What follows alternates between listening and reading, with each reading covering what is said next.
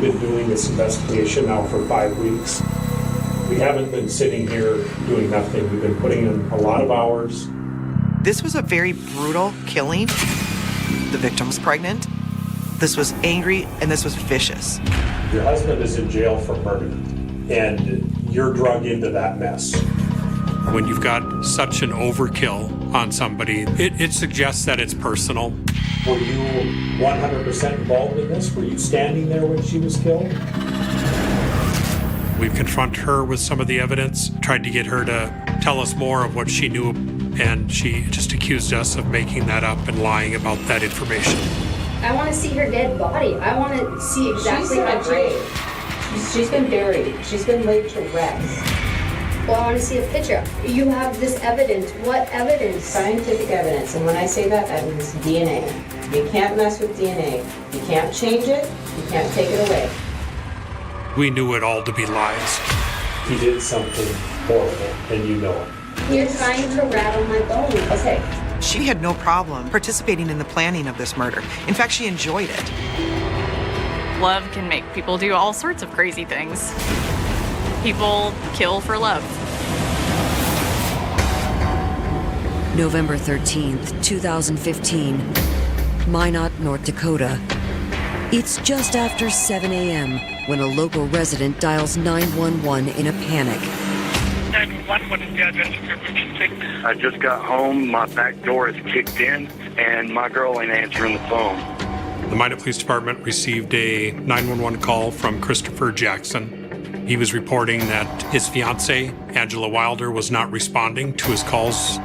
He had arrived home from work and found that their back door had been kicked open.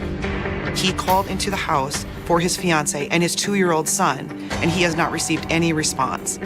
Yeah, I'm about to go in. Okay, why don't you just wait for officers? I'll get them over there. All right, thank you. Minot officers arrive within minutes and are met by 32-year-old Christopher Jackson. He became somewhat disorderly because he wanted to go in and see what was going on, and they had to physically restrain him from doing that. First responders went inside to check the residence, to clear the residence. It's clean, it's orderly, it's tastefully decorated, and they notice all these pictures on the walls in the living room of Angela and her kids, and they think this house was cozy, that this house had a family. And so then they walk down the hallway, and one of the officers calls her name multiple times, and she does not respond whatsoever, and so they know that this situation is dire. They found the 19-month-old baby boy awake in his crib, and then across from his bedroom, they found Wilder's and Jackson's bedroom locked. First responders took the baby out to Mr. Jackson and asked for permission to force entry into that bedroom. Mr. Jackson did give them permission to do that. 2 other officers kicked down the door. There was just barely any light, and so it was very dark. So they flipped on the light. They noticed that there were bloodstains on the sheets, but there was nobody in the bed. They walked even further into the room, and that's when they discovered Angela's body laying on the ground in a pool of blood. There were several visible stab wounds. They were all up around her neck and her upper chest area. It was very obvious that Angela Wilder was targeted in this murder. It was school time. And with the school being right across the street, I'm ushering the kids across the street to school. And as I'm walking back, they're putting police tape up. I looked at the officer and I pointed at the house and I said, "What is going on? I have friends in there." And that's when he just said, there's nothing I can say. I had no idea what was going on. I just knew that it wasn't okay. Angela, she was very sweet. I just remember being very concerned. Originally from California, Angela Small had spent the majority of her young life in Phoenix City, Alabama. I grew up in the same church as Angela. She was really sweet, like timid around people she didn't know, but very extroverted around people that she was familiar with. And so I think she thrived around people that she knew and loved. Angela was very heavily involved in her church. She attended all of the group activities, all the youth activities. She completed her seminary work. She was very devout to the Mormon faith. After high school, Angela moved 250 miles away to attend the University of South Alabama on a full Army scholarship. But her path dramatically shifted during her first semester. She meets somebody, and they begin dating. But then all of a sudden, Angela finds out that she's pregnant. She decided she was going to keep the baby. The Army really wanted scholars to focus on their studies, and so she did have to drop out. The relationship with her child's father was short-lived. So Angela moved back home to Phoenix City and reconnected with her church. A man named Richie Wilder was attending that church as well, and he was a growing leader. She really liked him. He had a job, he had goals for his future. Angela and Richie start dating. Richie was very charismatic, outgoing, very cute and charming, and he fell head over heels in love with her daughter, and he was around them all the time. They got married in January of 2009. They were really excited to see what their future was going to hold, and Richie was really excited to be able to adopt Angela's daughter. Shortly after getting married, Richie joined the Air Force. Angela was a little reserved about him going into the military, but they kind of wanted some financial stability. And so that was Richie's way of providing for Angela and her daughter. They are assigned to the Minot Air Force Base in North Dakota. And they find out very quickly afterwards that Angela is pregnant with their second child. After the birth of their son, however, Angela and Richie began to disagree about how best to raise their children. They had kind of isolated themselves up there in the north, and they're experiencing what married life really feels like, and it's hard for them. And pretty soon things kind of became rocky. And the marriage really probably wasn't meant to be to begin with. The couple decided to divorce in the spring of 2012 and concentrated on co-parenting. The custody arrangement was pretty fair. It was 1 week on, 1 week off. Shortly after their divorce, Angela went back to Alabama to visit some of her friends and family, and a man named Christopher Jackson. Christopher and Angela were high school sweethearts. A few weeks after she returns home from that trip, she discovers that she is pregnant with Christopher's baby. He ended up coming up to Minot to be with her, and eventually they were engaged. Angela and Chris, they weren't lovey-dovey, like hanging all over each other, that sort of thing. But you could see an admiration that they had for one another. Angela liked school. She had drive. She talked about how much she liked to help people, so being a nurse made sense for a field for her. Angela enrolls in nursing school. Christopher gets a job at Walmart working overnights, and the two are really trying to make a life together. 28-year-old Angela gave birth to her third child in 2013. And in October 2015, she learned she was pregnant with her fourth. She was happy. She seemed happy.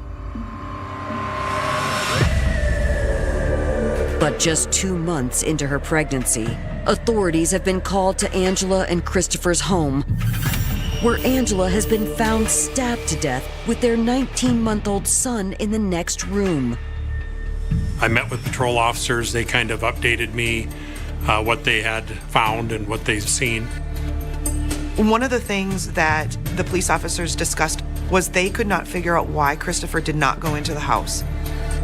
Christopher instead had dialed 911. It served as a giant red flag to the other officers because if their wife or their children were in peril, any kind, they would have immediately gone into the house, no questions asked. So we were keeping an eye on him and trying to work with him to get him to come down to the police department. I saw Chris just for a split second being put into a squad car. It was so sad to see the people that you care about in that sort of situation, and there's nothing you can do.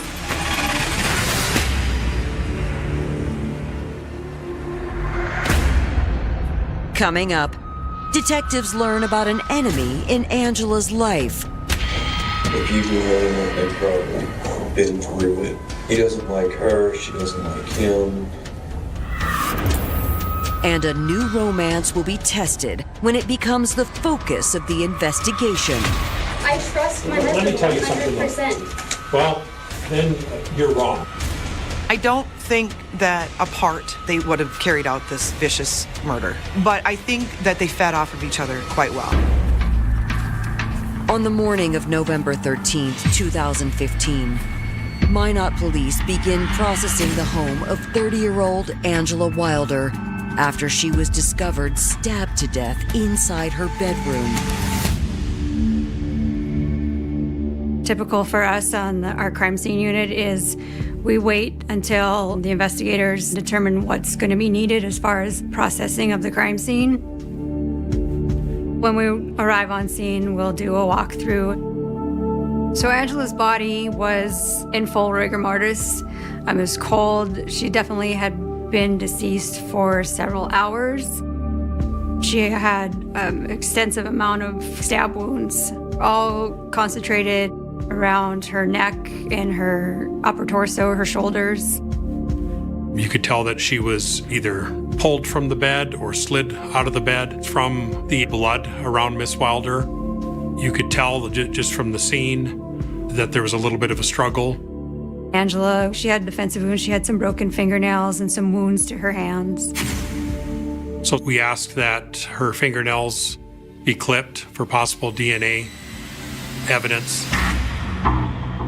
She was wearing just underwear and a shirt. We could see on her underwear the outline of what looked like a knife blade in blood. It looked like whoever had done this had possibly wiped or laid the weapon down on her. We had the perfect knife print on her underwear, but there was no murder weapon found at the scene. Detectives move on from the bedroom and determine that forced entry was made through the rear door of the home. It looked like some damage to the back door, but there was nothing really obvious that made it appear as if someone had broken in to steal anything or ransack the home. Authorities finish processing the scene and transport the victim's body to the medical examiner's office. During the autopsy of Angela Wilder, we learned that she was stabbed nearly 40 times. When you've got such an overkill on somebody, it suggests that it's personal.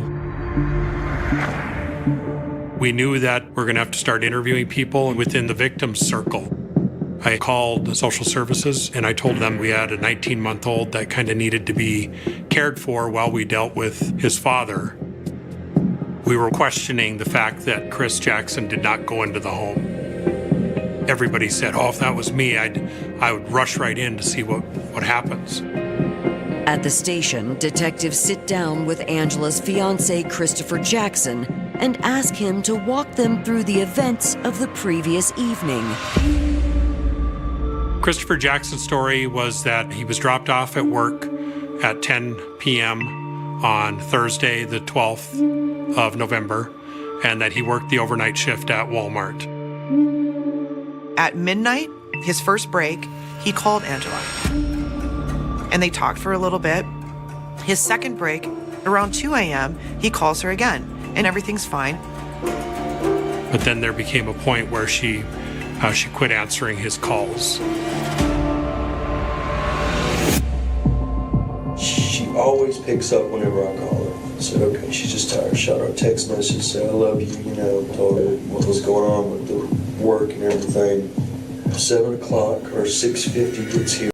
And I go to clock out, and I go walking out to the lot because usually she's out there. And she's not out there this morning. So I called her to see where she was at. And I keep calling her.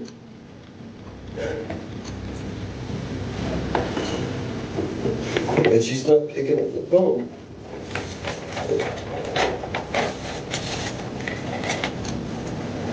So I called a taxi because I figured she's just that tired. When Christopher Jackson arrived back home, the rear door was kicked open. Immediately I thought something was wrong. Her car is still here. She didn't leave. She would have answered the phone. Did you go into the house? Something in my stomach said not to. So you never went in the house? No, ma'am. Okay. Even though your child's in there and your wife is in there? I know it seems hard to understand.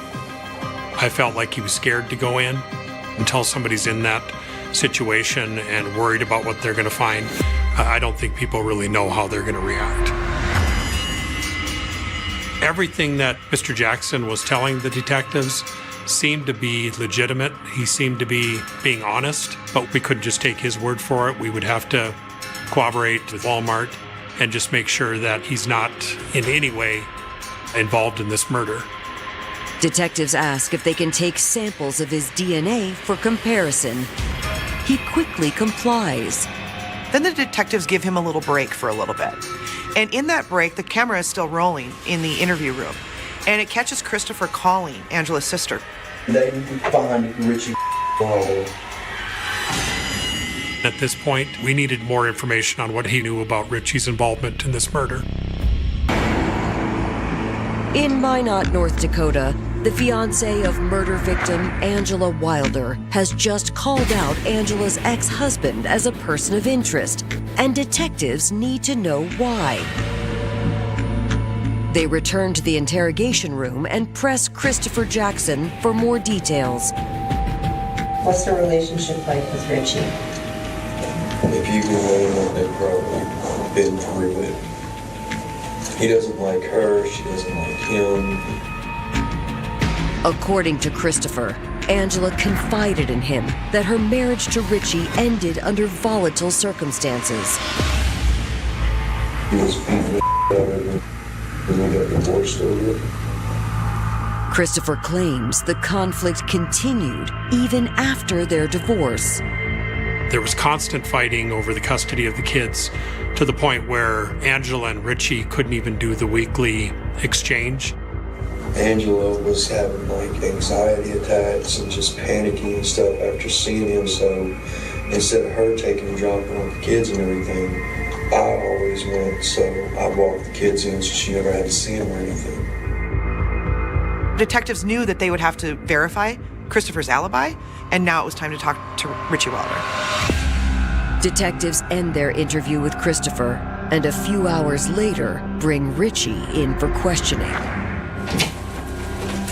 Hello. Hi, are you Richie? Yes, ma'am. Hi, Richie. My name's Detective Krista Matthijs. This is Sergeant Detective Dave Goodman. We're doing an investigation here, and obviously this is serious. And I'll tell you, Angela's dead. Oh, really? He made the comment very nonchalantly, oh, really? And didn't seem to be too concerned about that at all. I'll tell you what, there's a lot of fingers pointing right at you. Well, yeah.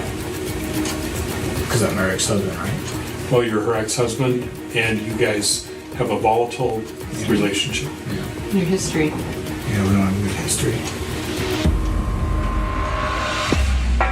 Richie denies abusing Angela and instead makes his own shocking accusation. Richie claims that Angela started abusing their older daughter. She abused twice. I reported her both times. The same time, I ended up filing for divorce. Richie claims he would never hurt his ex-wife, but detectives are skeptical. How can you prove to me that I'm looking at the wrong person? Well, I don't know when this happened, but I know yesterday I was with my kids, and Cindy came home, and we had dinner, I went to work, and I came home, and I slept.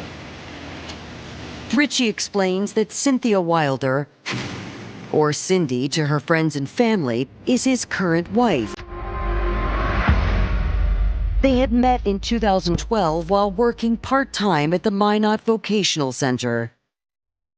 Richie is quirky and funny, and Cynthia right away is just really taken by this guy and really enjoys his personality. She actually went through the employee directory and found Richie's number and texted him and asked him if he was available for a date that night. Within a few months, they're living together. Richie seemed nice and cordial, and she was happy and doing good, and it seemed like life was really good for her. And by April, Cynthia was pregnant. The couple married in August 2013. After Cindy has their daughter, she graduates from Minot State University with a degree in teaching. It wasn't long before she was offered a position to have her own kindergarten room. She loved teaching and loved having all the kids and all the different things she was doing. And so, yeah, it seemed like life was really good for her, and I was happy about that. Richie Wilder said that his wife was in bed, Cindy Wilder was in bed, and that she could verify that he was at home all night. I had noticed while we were sitting there talking with Richie that he had a scratch on his cheek, and it was clear at the autopsy that Angela Wilder had fought back. What happened to your face? Right You here. got a scratch on your Yeah, face. that's fine. We play wrestle/play fight. Richie complies with detectives' request to photograph the scratch and collect his DNA. We ended up getting search warrants for Richie's car as well as Cindy Wilder's Honda Pilot. And after that, he was free to leave for the time being. Following his release, detectives head to the elementary school where Cindy Wilder works to corroborate Richie's alibi.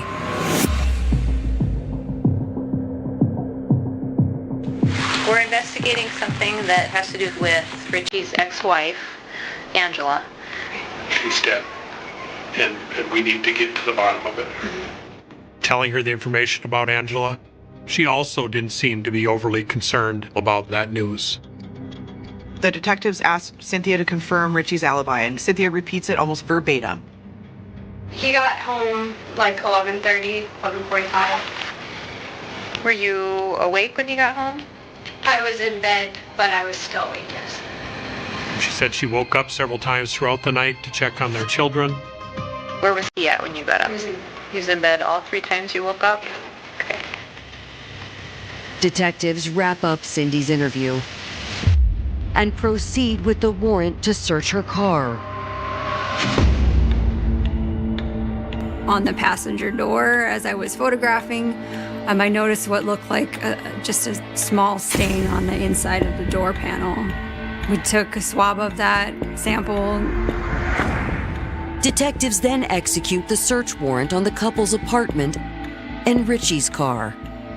We did that search and did not locate anything of any evidentiary value that would help us in this murder investigation. With their suspicions growing against Richie and Cindy, detectives speak to Angela's friends and family about her relationship with her ex-husband.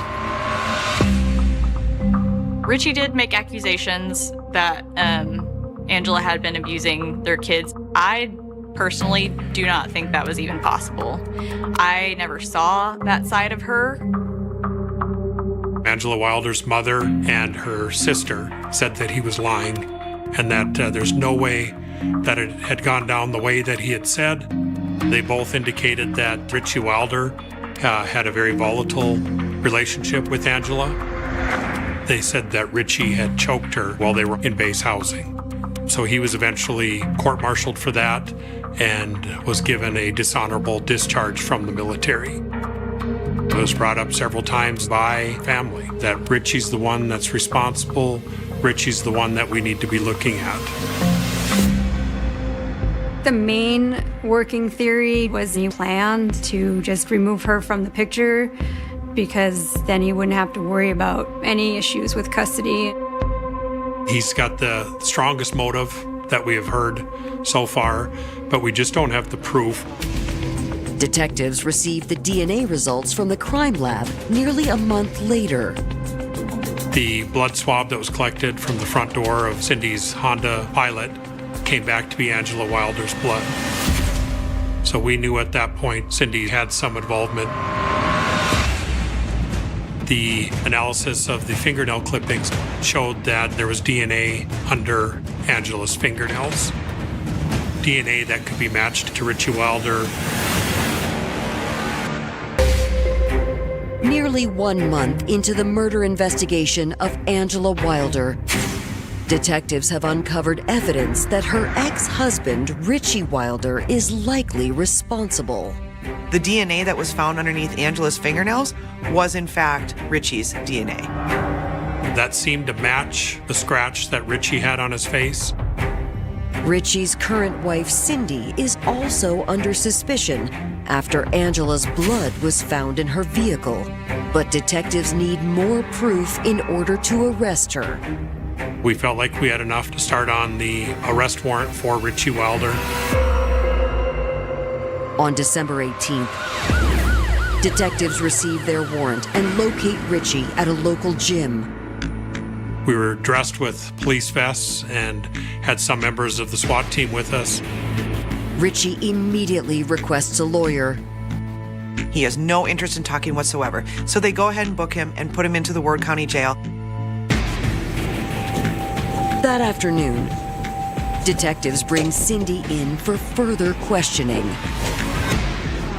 The detectives tell her that her husband has been arrested for murder, and she says there's no way, and she proceeds to be just defiant.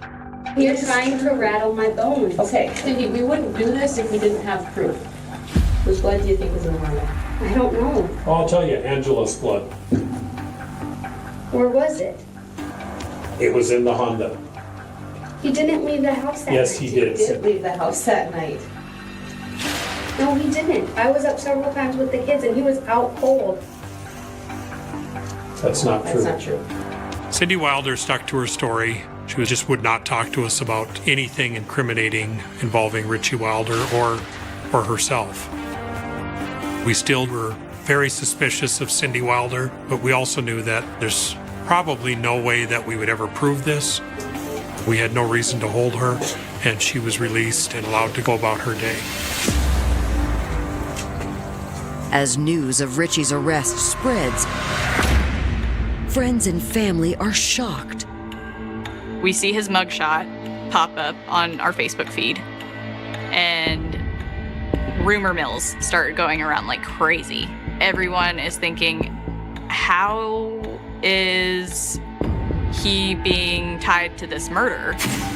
Like, what are the circumstances?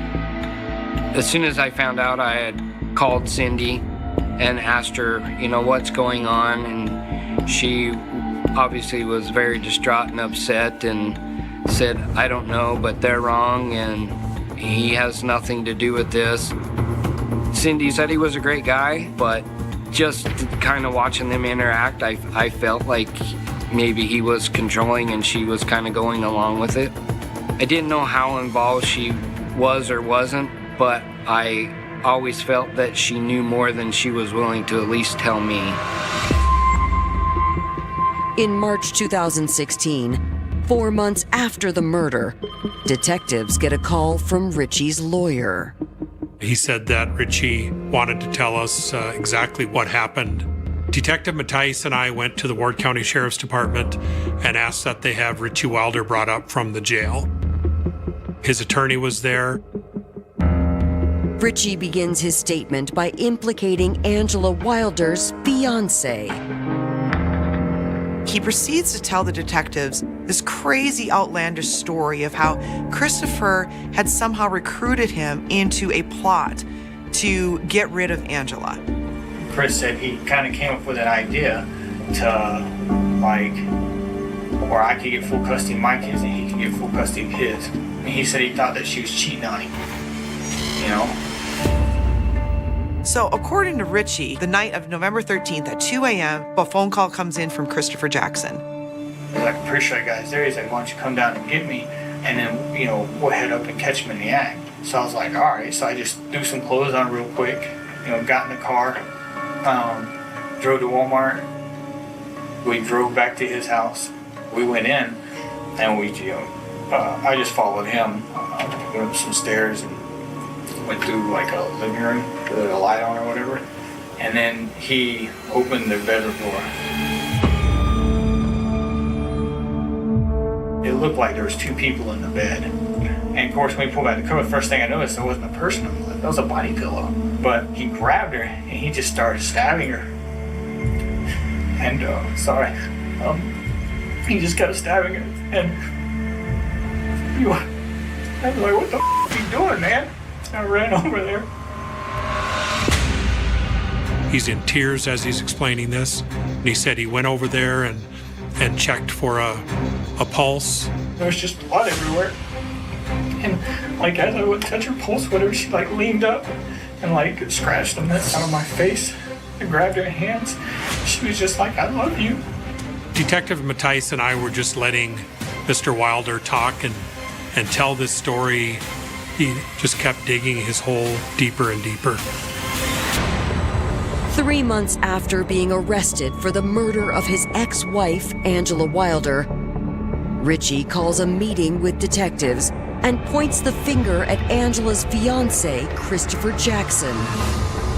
The detectives had just received a fresh batch of video surveillance footage from Walmart the night before they were scheduled to meet with Richie. And they had gone through every single minute, every single second of that video. We were very comfortable and 100% sure that Mr. Jackson did not leave the Walmart. When detectives confront Richie, he continues to stick to his new story. What you're telling us does not fit. Because I know that Chris did not leave Walmart during the hours that you say that he did. He did though. I know he didn't because I watched it on video. I watched the minutes click by. I just watched that. But you're giving us details that indicate that you were there, and I think you killed him. I didn't kill anybody. I think you killed Angela. I didn't. Who did then? Because you were there. Yeah, I told you Chris did. You can't make it fit, but it doesn't. He looked at his attorney. His attorney said, you can stop talking at any time. And he said, I want to stop now. So then at that point, he knew that story wasn't going to get him out of this murder. 9 months later, in December of 2016, Richie Wilder's murder trial gets underway. Richie was in the front with his lawyer, and he looked professional, but he seemed to always have a smug look on his face. The prosecution presents strong physical evidence, citing DNA evidence that ties Richie to the crime. Angela's blood had been found in Cindy's car, and Richie's DNA had been found underneath her fingernails. One of the things that the prosecution did have to kind of overcome is that the murder weapon had never been found. After a 4-day trial, the jury reaches a verdict. We felt that we were making the correct decision, deeming him guilty. When I found out Richie was convicted, life without parole, I thought that was pretty awesome, actually. I heard Cynthia crying in the back. She was so committed to her husband and how he was a good man and he wouldn't do this. Just almost like she had such a hatred as well for Angela. I always had a thought that she was involved somehow.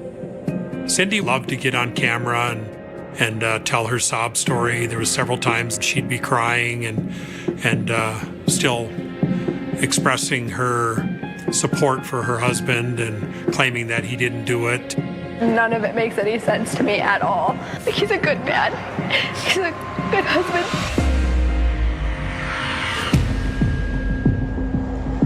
Three months later, detectives receive information that sheds light on the role Cindy played in Angela's murder. In March of 2017, Matt Walters, a friend of Cindy Wilder's, told us about a Facebook conversation that he was having with Cindy Wilder, and she was making some admissions during that conversation that sounded like she was involved in the murder. When did you first start talking to Cynthia through the Facebook messages? She messaged me end of March this year. She started off saying a really leading comment about how the knife wasn't supposed to be the main plan. It was supposed to be a gun, that the knife was a backup. Detectives ask Matt if he'd be willing to talk to Cindy again, this time while wearing a wire. He was willing to let us wire his vehicle so he could drive around with Cindy and see if he could get her to make some admissions on her involvement in the murder of Angela Wilder. He made contact with Cindy Wilder, and they go out to a local bar, spent several hours there, and ended up driving home and sat in the driveway. And she began to talk about how they had planned this, how they worked together, planning the murder. Are you mad at your husband? No, like I'm proud of him. I'm just pissed that he got caught and that he got sloppy and impatient, and we like had this thing like planned for like 2 years. Months after, Richie Wilder was sentenced to life in prison for the murder of his ex-wife, Angela. Minot, North Dakota detectives are building their case against his current wife, Cindy, after she implicates herself in the murder plot. Matt Walters' vehicle was wired, and Matt slowly got her to start talking about her involvement in the case. She was telling him that they were fighting over the kids all the time. We had split custody, and I know like their mom just talked about me and Richie. Like I know that. She would like call social services on Richie and I. Cindy says that September 2013, they had a custody hearing, and afterwards she had said to Richie, wouldn't it just be easier if Angela was no longer in our lives? It's kind of fun just talking about it, just like that rush. And then next thing I know, it's like, it's gonna go down tonight. Detectives listen as Cindy tells Matt that on November 13th, she and Richie put their plan into action. Like, she put up a good fight. Like, she did. Well, I'm sure she was fighting for her scratched life. his face, like, and that's what got him too, was, like, if it was me, I would have gone back and cut her fingers off. I would have burned them. I would have lit the house on fire. Do you think you're a horrible person, or do you think it needed to be done? Because now you've said both. I fully believe that it needed to be done. Like, I helped him. We had this planned out. And he it up. Because he didn't clean the car good enough. One spot of blood in my car. Cindy's taped confession is more than enough for prosecutors to charge her as a co-conspirator. On May 19th, Detective Mattice and I went to Washington Elementary School, where Cindy Wilder was now currently working as a kindergarten teacher. She did not say anything. Much like Richie, once she was arrested, there was nothing more that she was going to say.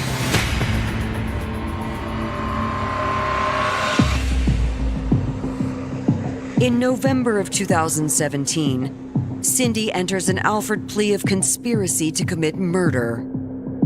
She accepts the fact that the evidence that the state has against her is overwhelming and enough to convict her on this charge. So she pleads guilty without actually admitting any wrongdoing. In May 2018, Cindy appears in the courtroom for sentencing. Cynthia has an opportunity to plead with the court, basically, and tell her side of the story before the judge issues her ruling on punishment. This is kind of an open plea, so that it's up to the judge what she wants to pose for a sentence. There was recordings replayed of Cindy saying that Angela's fingers should have been cut off and the house burned down. And so Cindy kind of downplays a little bit the information that she had shared with Matt by saying that she was trying to brag.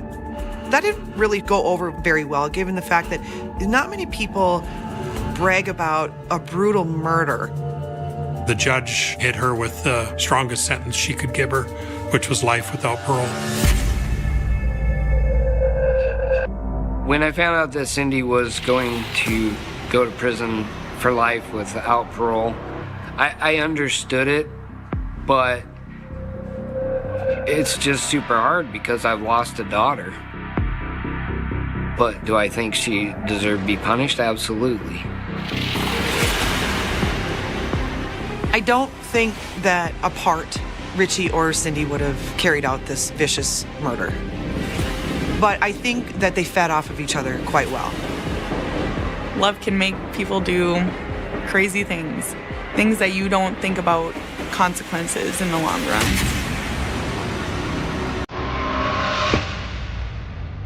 Well, isn't it said love makes people do crazy things?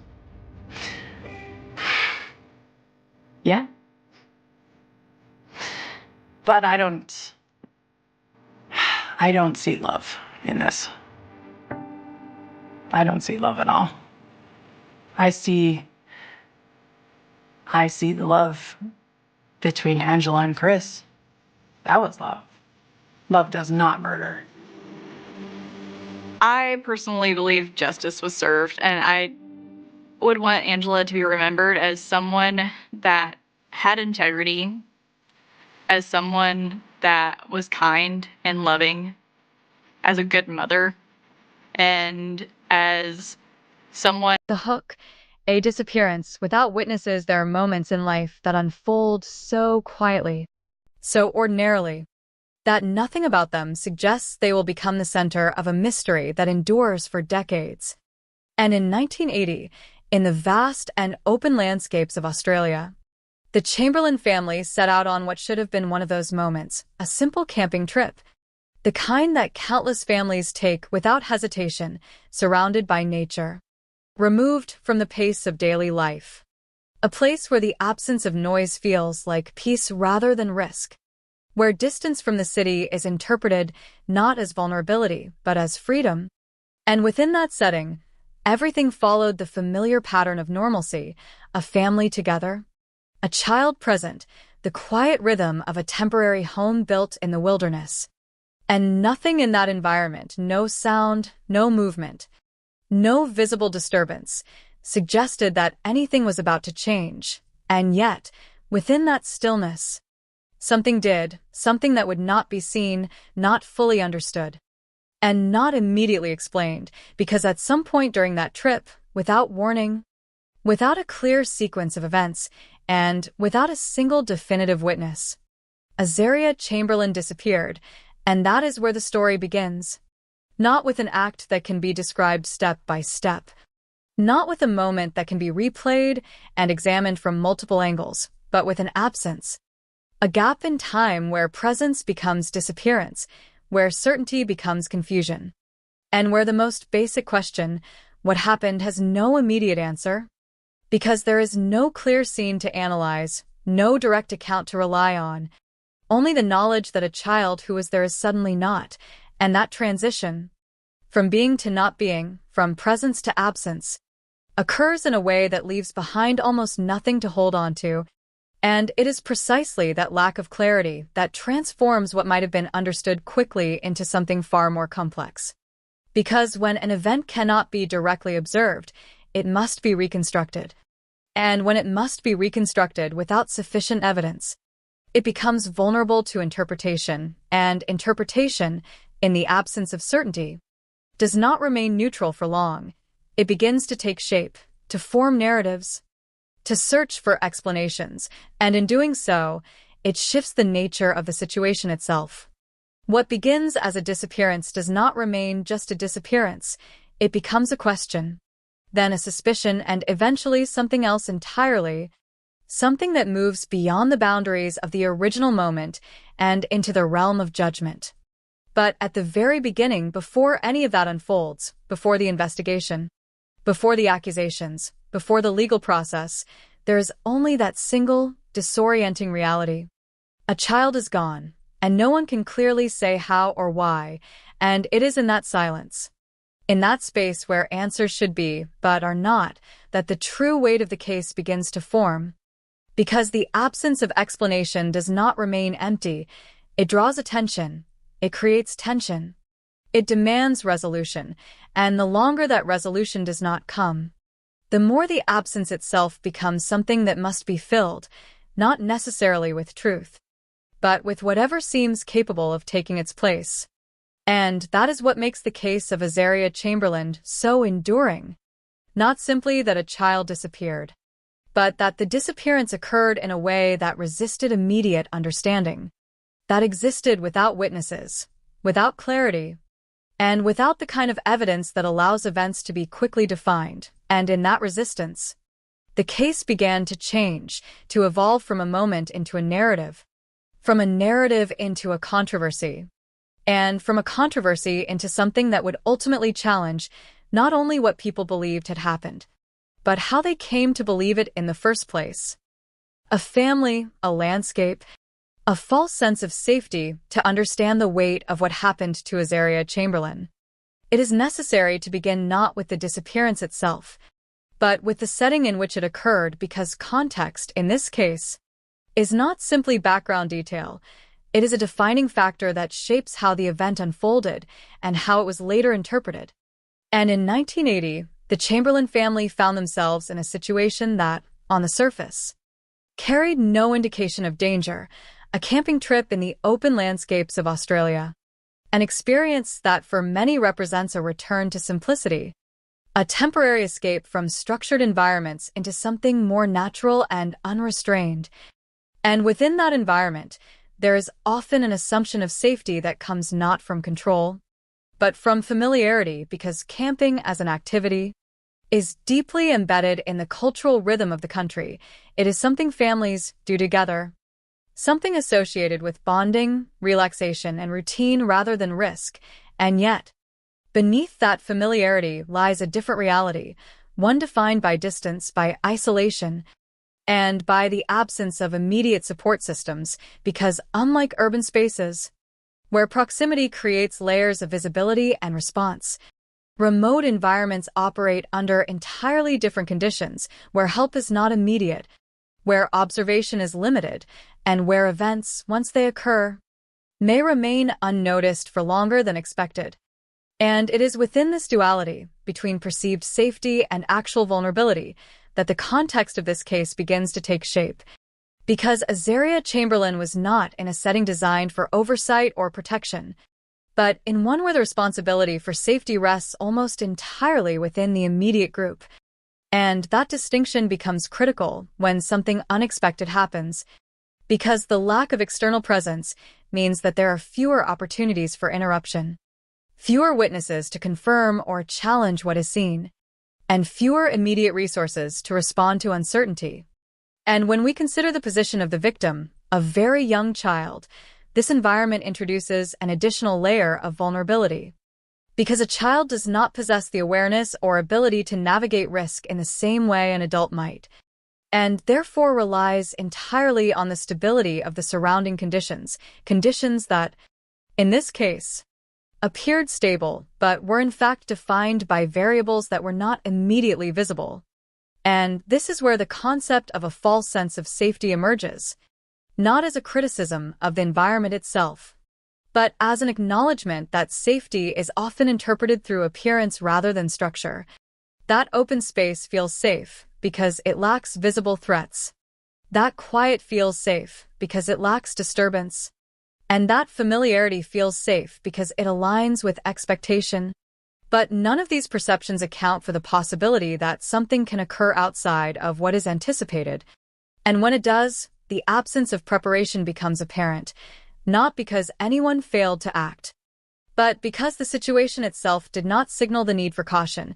And so the Chamberlain family, like many others in similar circumstances, existed within a moment that felt entirely ordinary, a moment that did not demand heightened awareness or defensive thinking. And that is precisely what makes what followed so difficult to comprehend. Because when an event disrupts a context that appears safe, it does more than create a problem. It challenges the assumptions that define that context in the first place. It forces a reconsideration of what safety means, not as a feeling but as a condition. And in doing so, it reveals that environments are not inherently safe or dangerous. but are shaped by factors that may not always be immediately understood. And in the case of Azaria Chamberlain, those factors, distance, isolation, and the absence of witnesses, would become central not only to the event itself, but to everything that followed, from the investigation to the interpretations and ultimately to the conclusions that were drawn in the absence of clear and immediate answers. The moment that cannot be seen, what makes the disappearance of Azaria Chamberlain so difficult to grasp is not only the fact that it happened, but the way in which it happened, without a clear sequence, without a defining moment that can be pointed to and examined, and without the kind of visibility that allows an event to be reconstructed with confidence. Because unlike many incidents where actions can be traced through observation or physical evidence, this moment exists primarily as an absence, a break in continuity where something expected simply does not follow what came before. And in that sense, the incident is not defined by what is seen but by what is no longer there.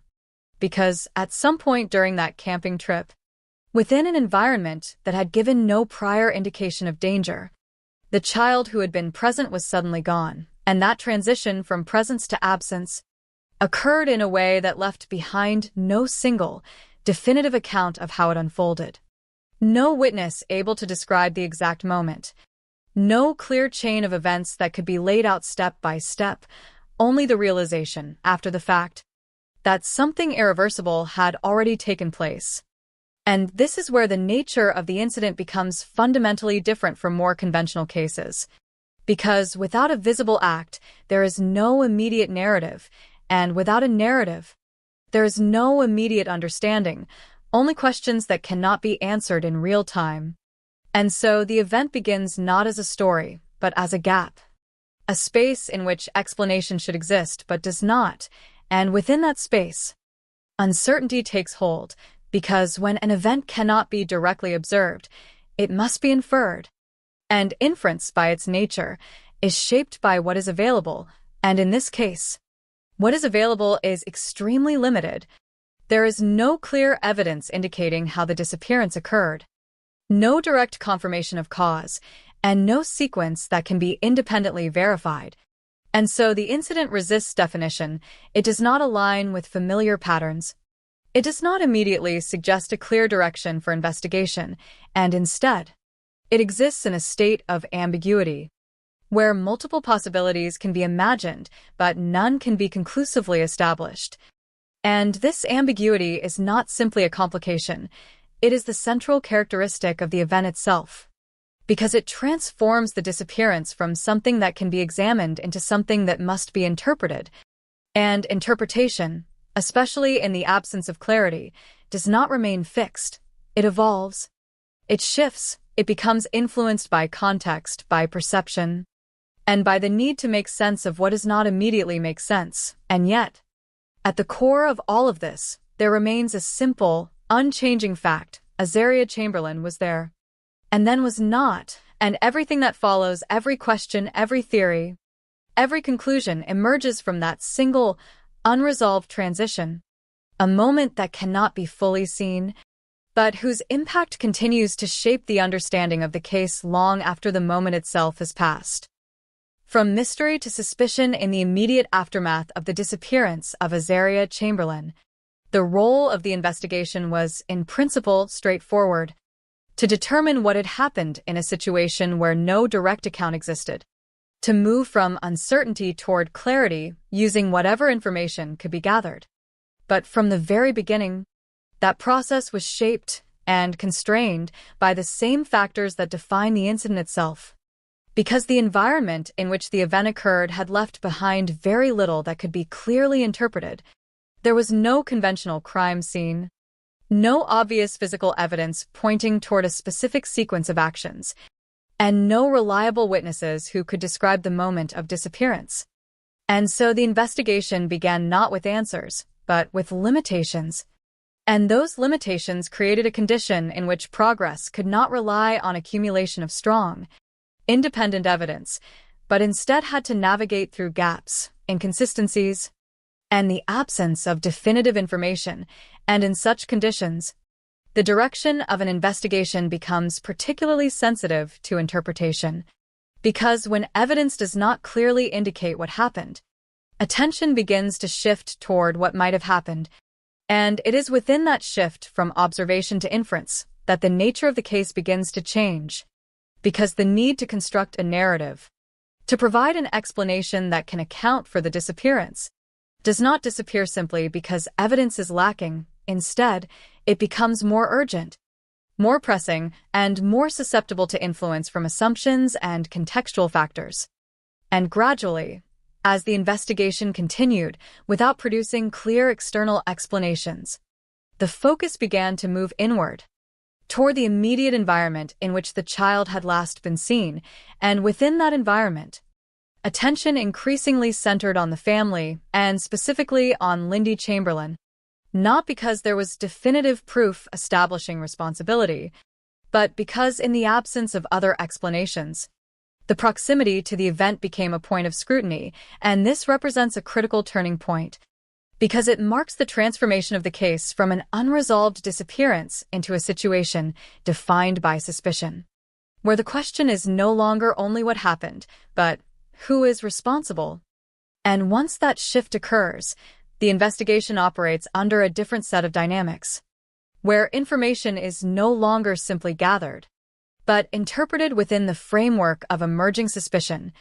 And this can influence how evidence is viewed, how statements are understood, and how conclusions begin to take shape, because when a narrative starts to form, even tentatively, there is a tendency for subsequent analysis to align with that narrative, to seek consistency rather than contradiction, and in this case, that process led to a growing belief that the disappearance was not an unexplained event, but an act that could be attributed to an individual within the immediate context.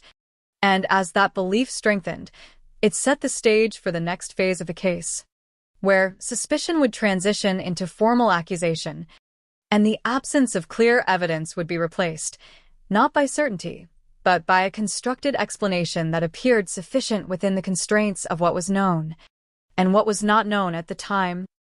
Conviction, doubt, and reversal as the investigation into the disappearance of Azaria Chamberlain moved beyond uncertainty and into accusation.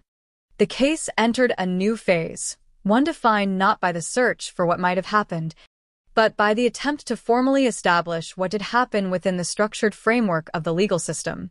And at the center of that transition was Lindy Chamberlain, whose role shifted from being part of the immediate context of the disappearance to being identified as the individual responsible for it. And this shift carried profound implications, because it required the legal process to transform a situation characterized by ambiguity into one that could support a definitive conclusion. A process that depends not only on the presence of evidence, but on the interpretation of that evidence in a way that meets the standards required for conviction.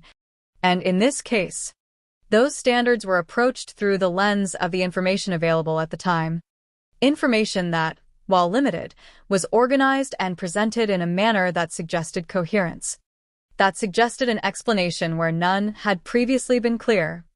And it was on this basis that Lindy Chamberlain was ultimately found guilty, marking a decisive moment in the case, where the absence of a clear external cause was replaced by a specific attribution of responsibility. And this outcome did not resolve the underlying ambiguity so much as it redefined it, because while the legal system had reached a conclusion, the foundation of that conclusion remained subject to the same constraints that had defined the investigation, namely the lack of direct evidence and the reliance on interpretation. And it is within this tension between formal certainty and underlying uncertainty that the next phase of the case began to unfold, because, over time, a question started to emerge regarding the validity of the conclusions that had been reached, questions that did not necessarily provide immediate alternative answers, but that challenged the strength of the original assumptions, and as these questions accumulated, they began to shift the perception of the case once again, moving it from a resolved matter back into a state of reconsideration, where the focus was no longer solely on the outcome, but on the process that had led to that outcome. and whether that process had adequately accounted for the limitations inherent in the evidence. And this re-examination did not occur instantaneously, but gradually, reflecting the complexity of revisiting a case that had already been formally decided. And yet, despite that complexity, the momentum toward reassessment continued, driven by the recognition that the original conviction may not have been supported by a sufficiently robust foundation. And ultimately, this process led to a reversal, where Lindy Chamberlain was cleared of the charges that had once defined her role in the case, a development that fundamentally altered the narrative once more, transforming what had been presented as a resolved criminal act into an example of error within the system itself. And in doing so, it highlighted a critical aspect of the legal process, that conclusions, even when formally established, are not immune to revision, and that the pursuit of accuracy does not end with a verdict, but continues as long as there is reason to question whether that verdict reflects the reality of what actually occurred. A case that changed more than one life when the legal process surrounding the disappearance of Azaria Chamberlain finally reached its later stages. With Lindy Chamberlain being formally cleared, the case did not arrive at a simple conclusion, because unlike situations where a clear sequence of events is established and accepted, this case left behind a more complex legacy, one defined not only by what had happened, but by how it had been interpreted, misinterpreted, and eventually reconsidered. And in that sense, the aftermath extends far beyond the immediate facts, into the broader systems and perceptions that shaped those facts into a narrative, because at its core, this was never just a case about a disappearance. It was also a case about how uncertainty is handled, how conclusions are formed in the absence of complete information, and how those conclusions can be influenced by factors that exist outside of direct evidence. And one of the most significant impacts lies in what it revealed about the justice system itself, not as a static structure, but as a process that operates under conditions that are not always ideal, where decisions must sometimes be made with incomplete data, and where the risk of error, while not intentional, is nonetheless real. And the wrongful conviction of Lindy Chamberlain stands as a clear example of that risk, illustrating how the need for resolution can, at times, outpace the availability of certainty, leading to outcomes that later require correction, and that correction, while essential, does not erase the consequences of the original error. It does not restore the lost time, nor does it fully undo the impact on those involved. And this introduces a second layer to the aftermath, one that is more personal and less procedural. Because beyond the legal reversal, there remains the human experience of having been at the center of a narrative that shifted dramatically over time, from tragedy to accusation to exoneration, and each of those stages carries its own weight, its own set of implications that cannot be fully resolved through legal acknowledgement alone. And alongside this, there is the broader societal dimension, where the case influenced public understanding of how investigations and trials can unfold, particularly in situations where evidence is limited, because it demonstrated that public perception does not exist in isolation from the legal process, that the way a case is discussed, interpreted, and understood by the wider community can interact with and, at times, shape the direction of formal proceedings. And this interplay between perception and process is one of the defining characteristics of the case's legacy, as it highlights the importance of maintaining a distinction between assumption and proof, between what appears plausible and what can be definitively established, and in doing so, it reinforces the necessity of caution, of resisting the impulse to fill gaps in understanding with conclusions that may later prove to be incomplete or incorrect. And perhaps most importantly, the case underscores the enduring presence of the unknown, because despite the legal resolution regarding responsibility, the original question, the precise nature of what happened in that moment of disappearance, remains without a fully clear and universally accepted answer. And this unresolved element is not a failure of the case, but a reflection of its reality. That not all events can be reconstructed in their entirety, that some aspects remain beyond complete understanding, and that acknowledging this limitation is itself an essential part of approaching such cases with integrity. And so, what remains after everything else is not a single, definitive story, but a layered understanding, one that encompasses loss, error, correction, and reflection. And that ultimately serves as a reminder that the pursuit of truth is not always linear, that it can involve missteps as well as progress, and that the responsibility to seek it carefully, thoughtfully, and with an awareness of uncertainty is as important as the conclusions that are eventually reached. When absence becomes narrative, what lingers most persistently in the case of Azaria Chamberlain is not only the disappearance itself, nor even the legal reversal that followed, but the way in which an absence, something that, by definition, contains no detail, no clear structure, no direct evidence, gradually transformed into a fully formed narrative. And that transformation did not occur because new information suddenly clarified everything, but because the human need for explanation does not tolerate prolonged uncertainty, especially when the subject of that uncertainty is something as profound as the disappearance of a child. And so, over time, the absence at the center of the case did not remain empty. It became filled, not with confirmed facts, but with interpretations, assumptions, and constructed sequences that attempted to bridge the gap between what was known and what was not. And this process is not unique to this case, but here it is particularly visible, particularly consequential, because the original lack of clarity created a space in which multiple possibilities could exist simultaneously. And yet, in practice, those possibilities did not remain equally weighted. Instead, one began to take precedence, not necessarily because it was more strongly supported by evidence, but because it provided a form of closure, a way to move from question to answer, even if that answer was built on incomplete foundations. And once that narrative began to solidify, it influenced not only how the case was understood, but how subsequent information was interpreted. Because when a narrative becomes dominant, it has a tendency to shape perception, to frame new details in a way that reinforces its own structure. And this is where the case reveals something deeper about the relationship between uncertainty and belief. Because in the absence of definitive proof, belief does not remain neutral. It gravitates toward explanations that appear coherent, that reduce complexity, that offer a sense of resolution. And yet, as the later stages of the case demonstrate, coherence is not the same as accuracy, and resolution is not the same as truth.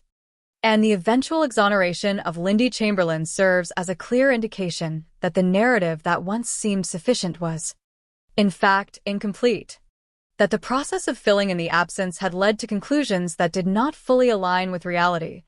And this realization does not simply correct the record, it reframes the entire case. It shifts the focus from what was believed to what can actually be supported, and in doing so, it invites a more cautious approach to interpretation, one that recognizes the limits of inference, especially in situations where the available information is inherently restricted.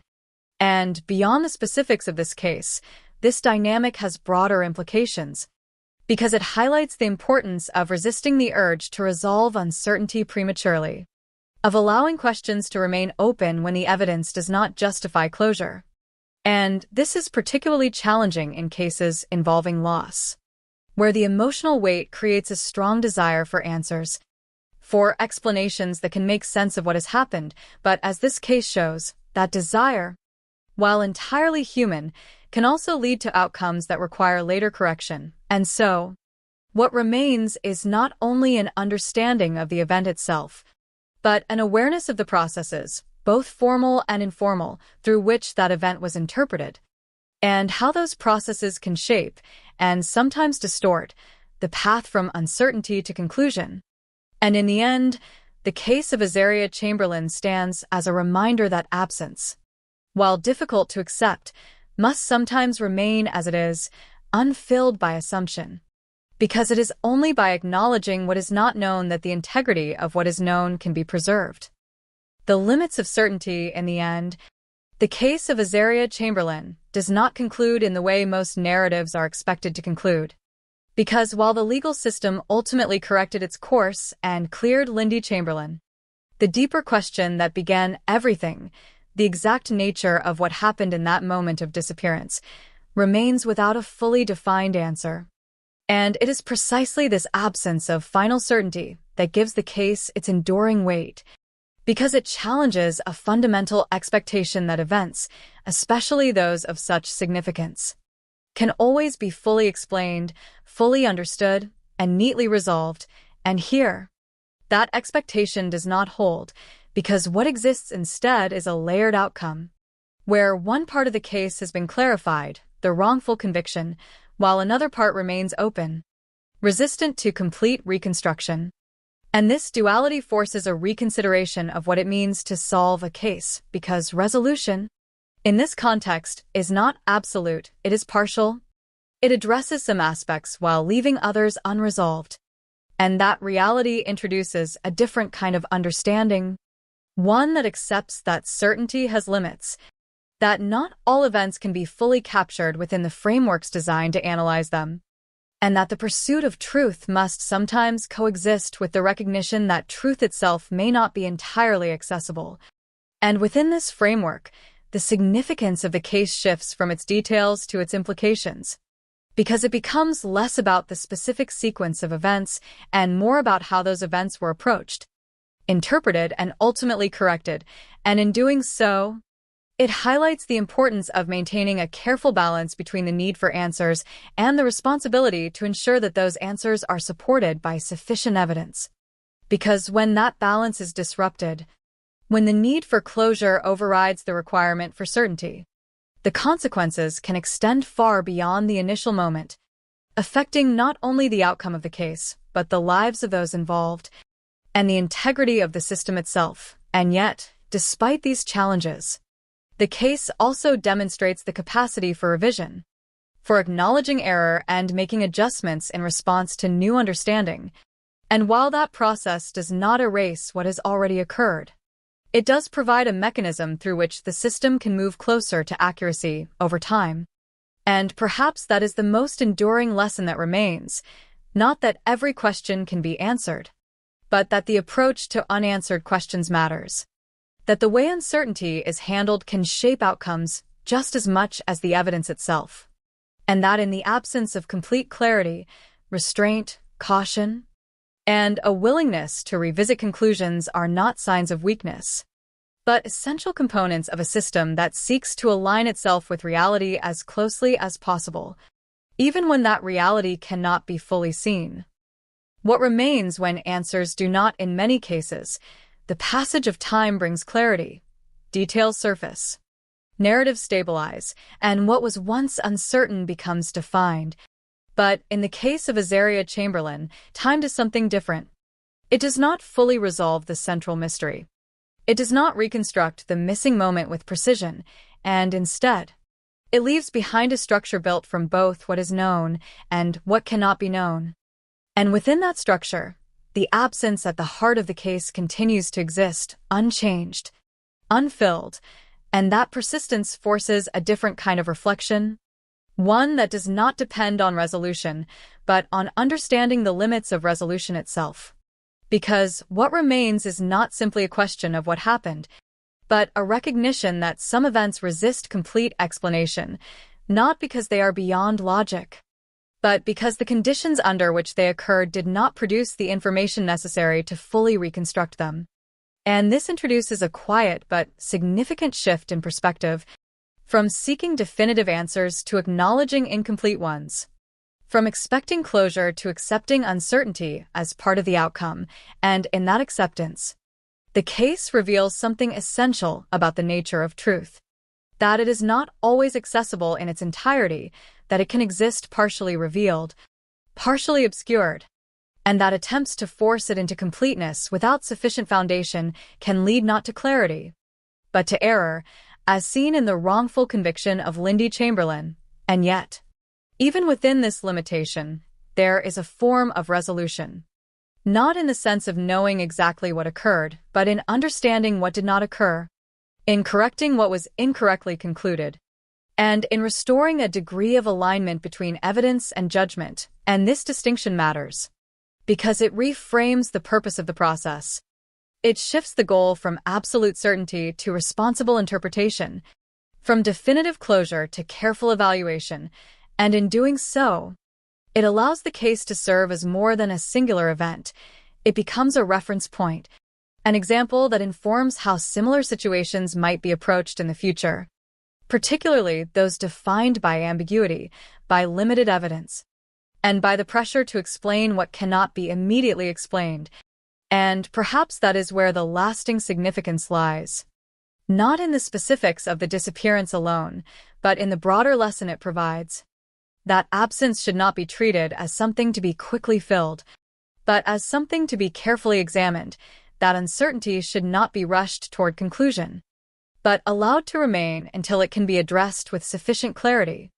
And that in the space between what is known and what is not, there exists a responsibility to proceed with caution, with restraint, and with an awareness of the consequences that can arise when that balance is lost. And so, what remains at the end of this case is not a complete story, but a framework for understanding incomplete ones, a reminder that truth is not always immediate, not always visible, and not always final, but that the pursuit of it, when conducted with care and integrity, remains essential even when the answers themselves remain beyond reach. The silence that endures long after the investigations have ended, long after the courts have reached their final decisions, and long after the public attention has shifted elsewhere, there remains a quiet, persistent element at the center of the case of Azaria Chamberlain, a silence that cannot be fully resolved, because while many aspects of the case have been examined, challenged, and ultimately corrected, the moment itself, the precise sequence in which presence became absence, continues to exist beyond complete understanding. And it is within this enduring silence that the true weight of the case is felt, not as a dramatic conclusion, but as an ongoing absence that resists closure. And in that sense, the epilogue of this story is not defined by new information, but by the recognition of limits.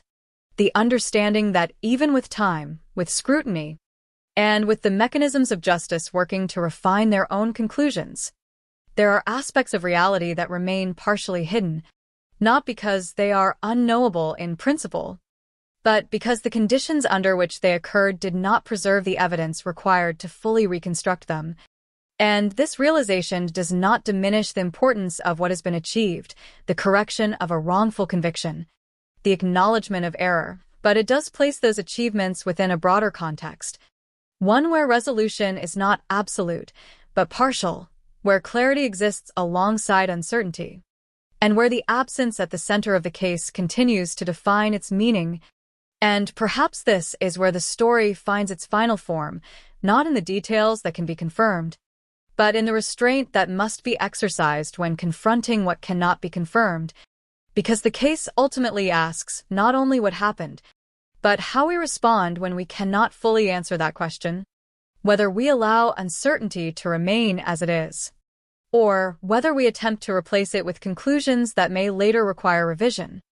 And in reflecting on that question, the case extends beyond its own boundaries, becoming part of a larger conversation about the nature of truth, the function of justice, and the responsibilities that accompany both. And so, even as the formal processes come to an end, the implications continue, carried forward in the way similar cases are approached, in the caution applied to interpretation, and in the awareness that not every silence can be filled, that some must simply be acknowledged, respected, and left as they are, and in that acknowledgement, there is a form of resolution, not one that provides all the answers, but one that recognizes the value of seeking them carefully, of holding them to the standard of evidence, and of accepting that in some instances, the most accurate conclusion is not a definitive statement, but an honest admission of what remains unknown. How a case is remembered over time as time moves forward. The case of Azaria Chamberlain gradually shifts from an active investigation into something else entirely, a memory, a reference point, a story that is revisited not because new facts continue to emerge, but because of what it represents, And this transformation is not immediate, it occurs slowly. As the urgency of the moment fades and is replaced by reflection, by analysis, and by the need to understand not just what happened, but what it meant, and in that process, the case takes on a dual identity. It exists both as a specific event, a disappearance, an investigation, a wrongful conviction, and as a broader example of how uncertainty can be interpreted, how systems can respond imperfectly, and how those imperfections can later be addressed.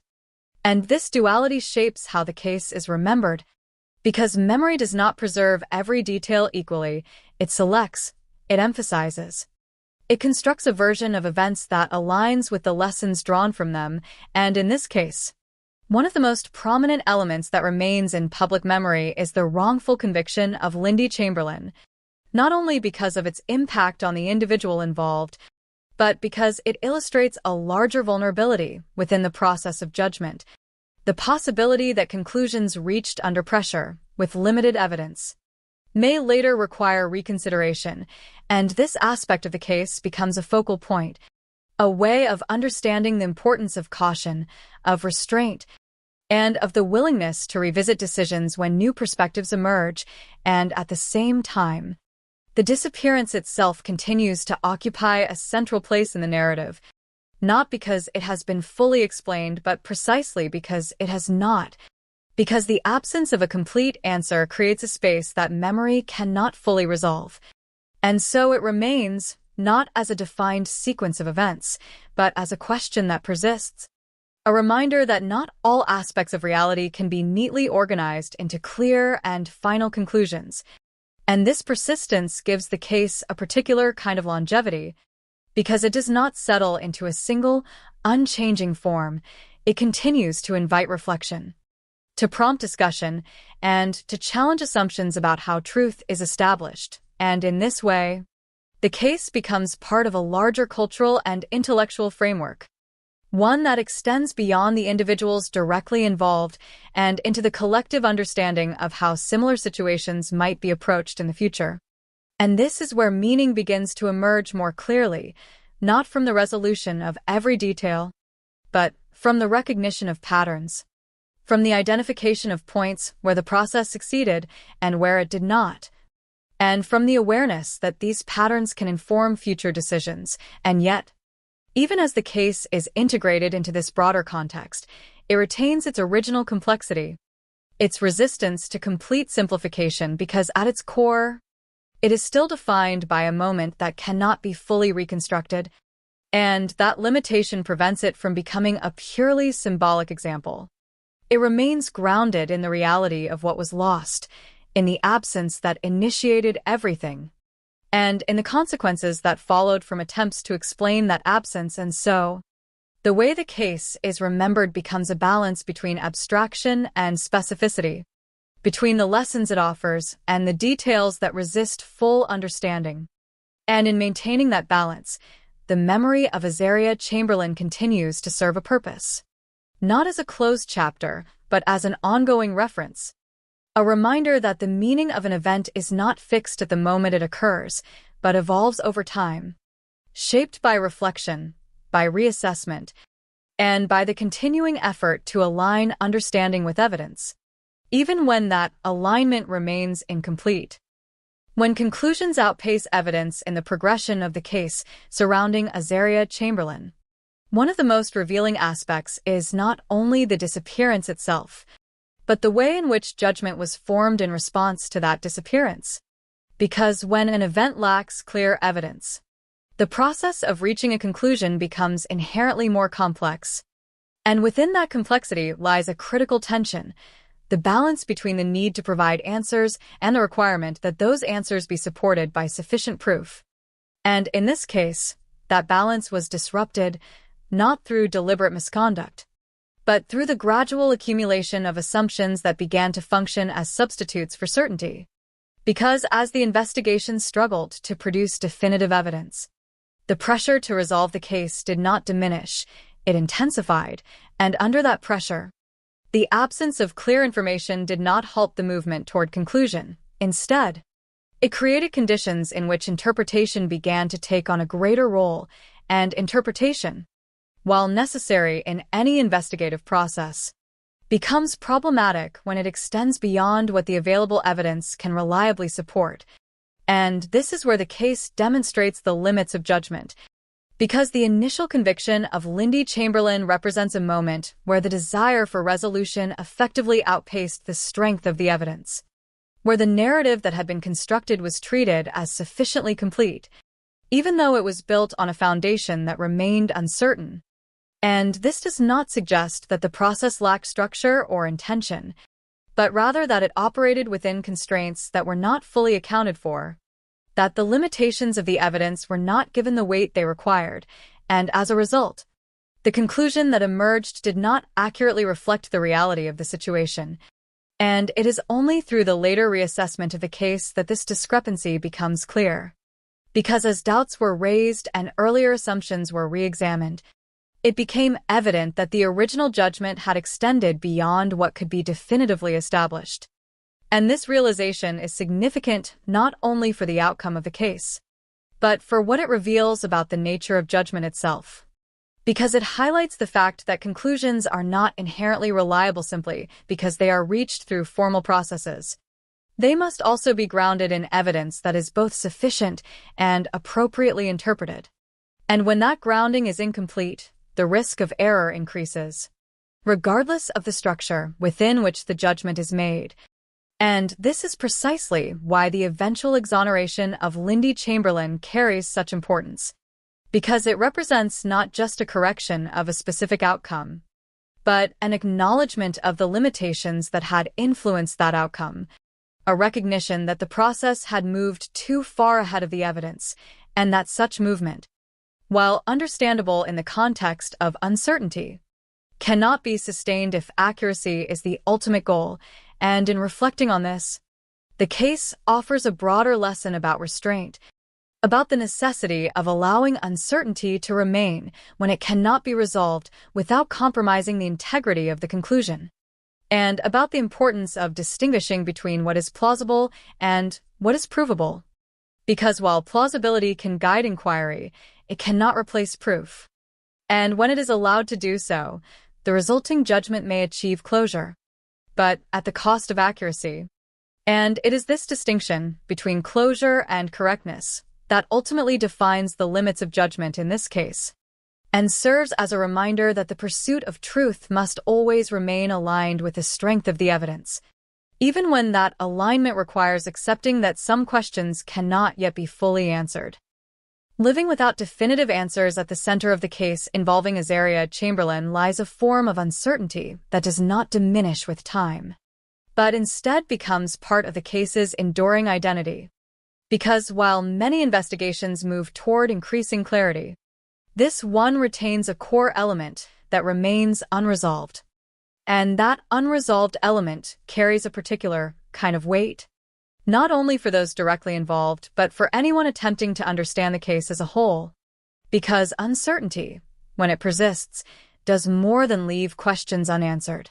It reshapes how those questions are approached, how conclusions are formed, and how the absence of certainty is integrated into the broader narrative. And in this instance, the uncertainty begins with the moment of disappearance, a moment that cannot be fully reconstructed, and extends through the investigation, the trial, and even the eventual exoneration of Lindy Chamberlain. Because, although the legal outcome was corrected, the original event itself remains partially obscured. And this creates a situation in which resolution is uneven, where some aspects of the case are clarified while others remain open. And this unevenness introduces a challenge, both analytically and emotionally, because it resists the kind of closure that is often expected.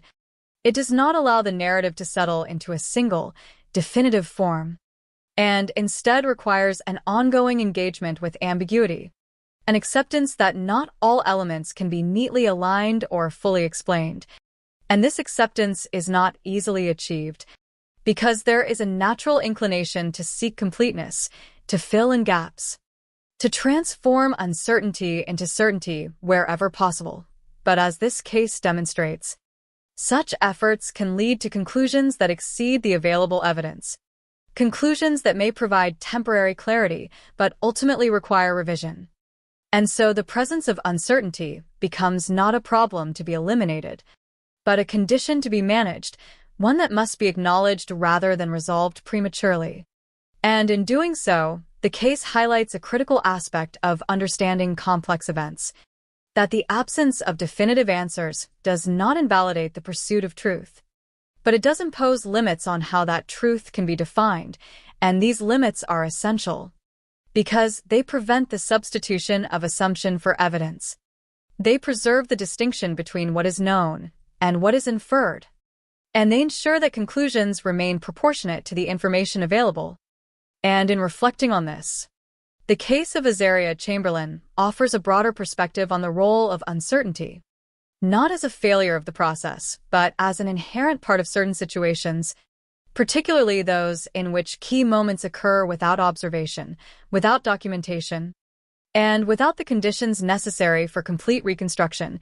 And in such situations, the most accurate understanding is not one that eliminates uncertainty, but one that incorporates it, that recognizes its presence, and that allows it to define the boundaries of what can and cannot be concluded. And ultimately, this approach does not provide the comfort of full resolution, but it does provide something equally important, a form of integrity, a commitment to aligning understanding with evidence, even when that alignment requires accepting that some aspects of the case will remain beyond full comprehension. How interpretation shapes reality. In examining the case of Azaria Chamberlain, it becomes increasingly clear that beyond the physical events themselves, perception played a critical role in shaping how those events were understood, interpreted, and ultimately judged, because in situations where evidence is limited or ambiguous, perception does not simply accompany the facts, it begins to influence them, to provide a framework through which incomplete information is organized into something that appears coherent. And this process, while often unconscious, can have profound consequences, particularly when it intersects with formal systems of investigation and judgment, as it did in this case, where the absence of clear, direct evidence created a space in which interpretation became necessary, and within that space, perception began to fill the gaps, not necessarily with verified facts, but with conclusions that seemed to align with the information available at the time. And as those interpretations accumulated, they did not remain isolated. They began to reinforce one another, to form a narrative that gained strength not from the certainty of its components, but from the consistency of its structure. And once that narrative reached a certain level of acceptance, it influenced how subsequent details were evaluated, how statements were interpreted, and how the overall case was constructed. And this is where the distinction between perception and reality becomes particularly significant, because while perception seeks to create a sense of understanding, it does not always correspond to what can be definitively established. And in this case, that divergence is evident in the initial conviction of Lindy Chamberlain, where the interpretation of available information led to a conclusion that was later found to be unsupported by sufficient evidence. And this outcome illustrates how perception, when it operates without adequate constraint, can extend beyond the limits of what is provable, shaping reality in a way that reflects expectation rather than verification. And yet, it is important to recognize that perception is not inherently flawed. It is a necessary part of making sense of complex situations, especially those characterized by uncertainty, but its influence must be carefully managed, particularly in contexts where decisions carry significant consequences. Because without that management, the line between interpretation and assumption can become blurred. And when that occurs, the resulting conclusions may appear justified within their own framework, even if that framework is incomplete.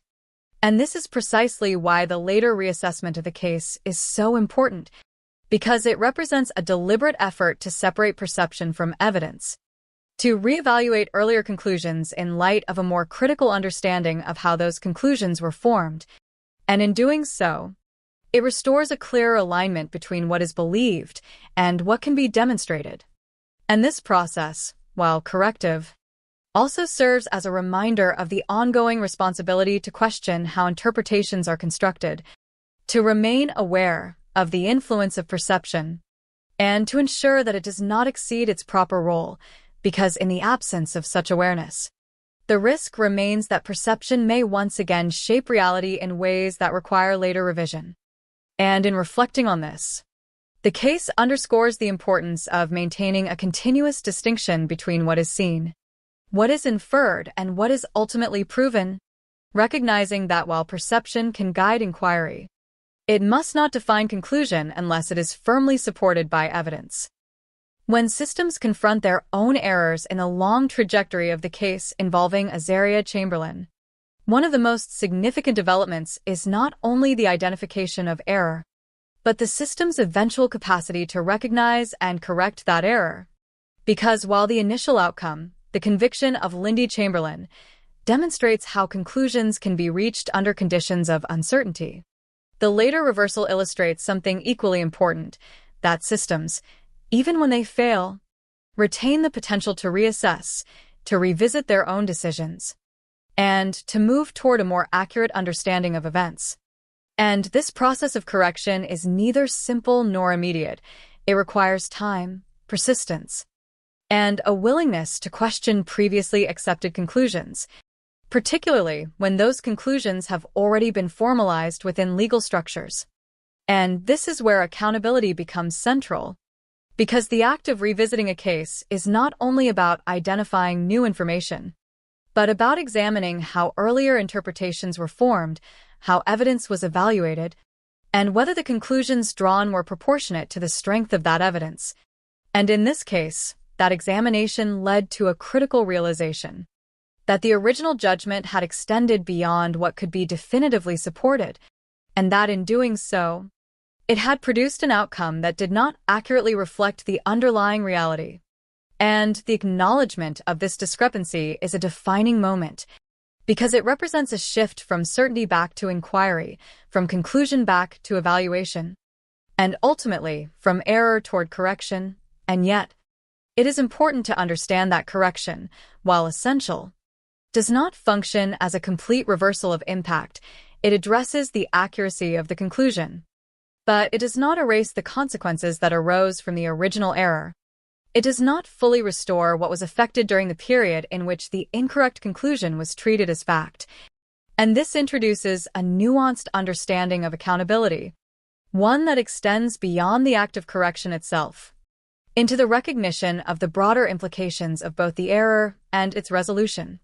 And in this sense, accountability is not a single event, but an ongoing process, one that involves acknowledging limitations, learning from misjudgments, and applying those lessons to future situations. And this is where the case takes on a broader significance, because it demonstrates that the integrity of a system is not determined solely by its ability to reach conclusions, but by its willingness to question those conclusions when necessary, to remain open to reassessment, and to prioritize accuracy over finality, even when doing so requires revisiting decisions that were once considered settled. And in reflecting on this, the exoneration of Lindy Chamberlain stands not only as a correction of a specific case, but as an example of how accountability can function in practice, how systems can respond to their own limitations, and how the pursuit of truth, while not always linear, can still progress through a combination of scrutiny, reflection, and the willingness to revise what was previously believed to be certain.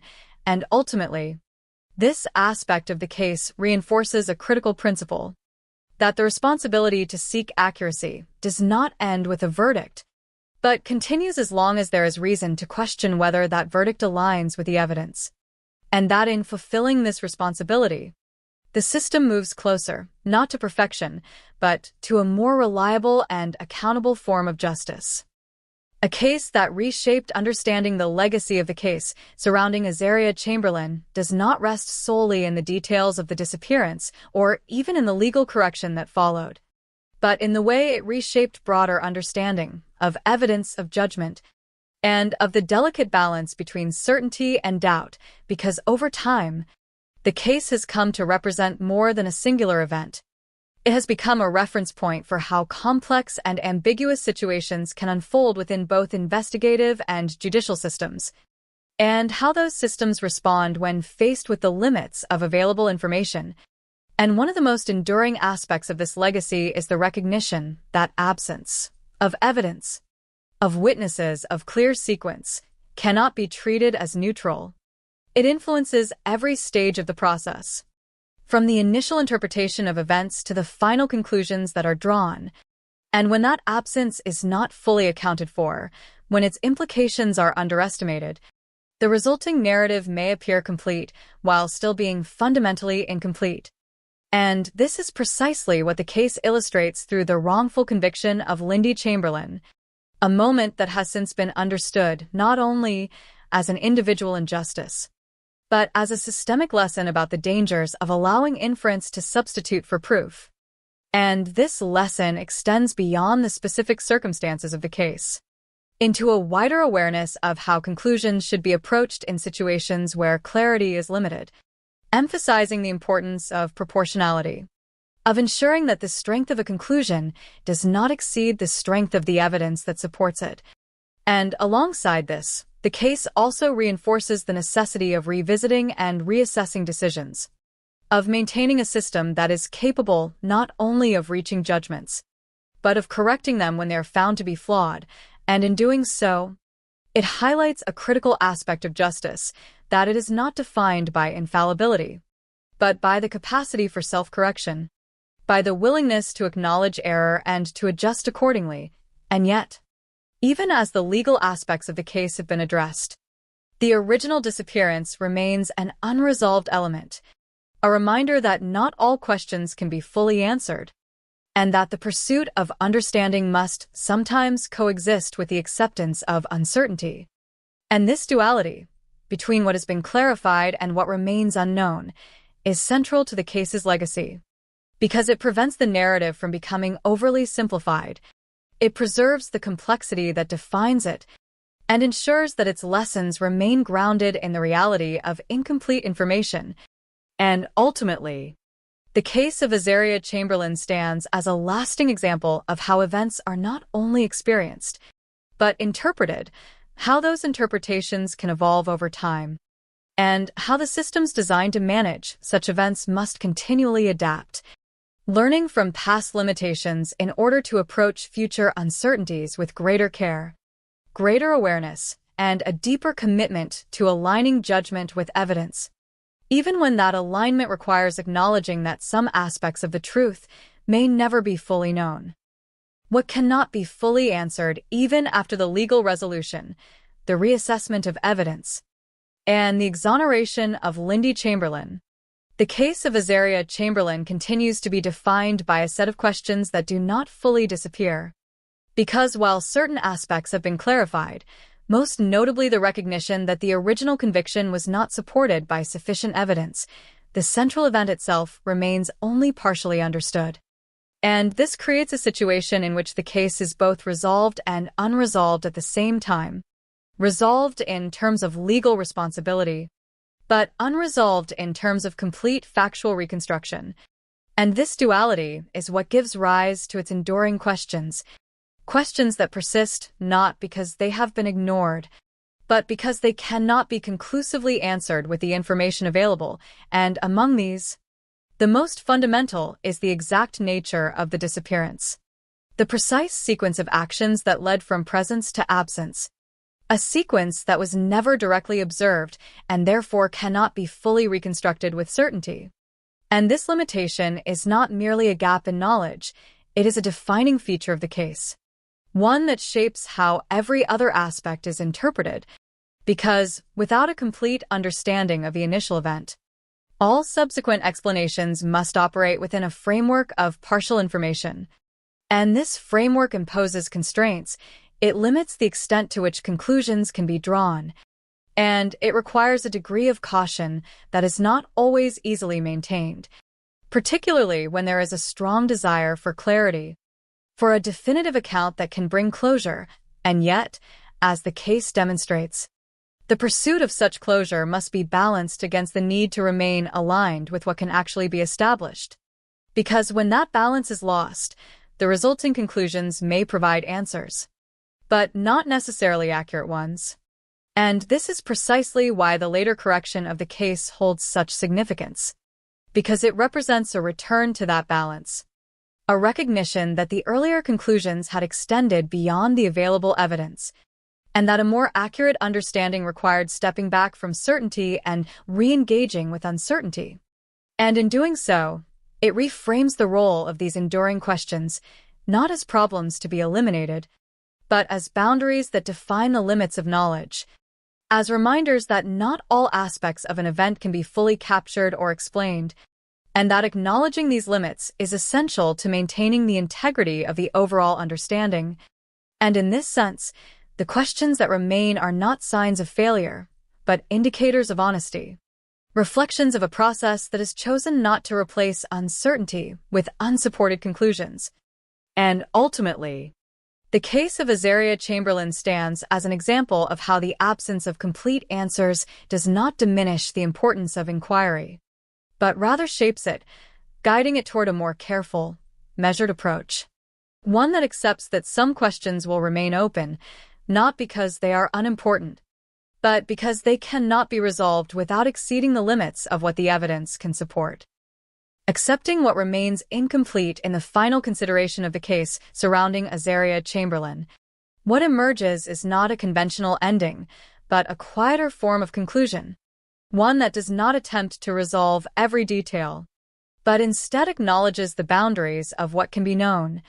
Because while the legal system has ultimately corrected its course and cleared Lindy Chamberlain, the central moment of the case, the disappearance itself, remains beyond full reconstruction, and this reality shapes the way the case must be understood. Not as a complete narrative with a clearly defined beginning, middle, and end, but as a sequence of events that includes both clarity and ambiguity, both correction and uncertainty, and in this balance, there is a form of resolution that differs from the traditional expectation of closure, because it does not rely on providing all the answers, but on recognizing which answers are supported by evidence and which are not, and allowing that distinction to guide the final understanding. And this approach requires a shift in perspective, from seeking definitive conclusions to accepting partial ones, from expecting certainty to acknowledging limitation, and while this may appear less satisfying, it is ultimately more aligned with the reality of the case, because it avoids the introduction of unsupported assumptions and preserves the integrity of what has been established, and in doing so, it reflects a broader principle that the value of a conclusion lies not in its completeness, but in its accuracy, in its ability to remain consistent with the evidence rather than extend beyond it. And this principle is particularly important in cases like this, where the absence of direct observation creates conditions in which interpretation can easily exceed proof, and where the pressure to explain can lead to conclusions that later require revision. And by resisting that pressure in the final analysis, by allowing uncertainty to remain where it cannot be resolved, the case reaches a different kind of endpoint, one defined not by final answers, but by a clear understanding of the limits within which those answers exist. And this understanding, while less definitive, is more stable, because it does not depend on assumptions that may later be challenged, but on an honest assessment of what can and cannot be known.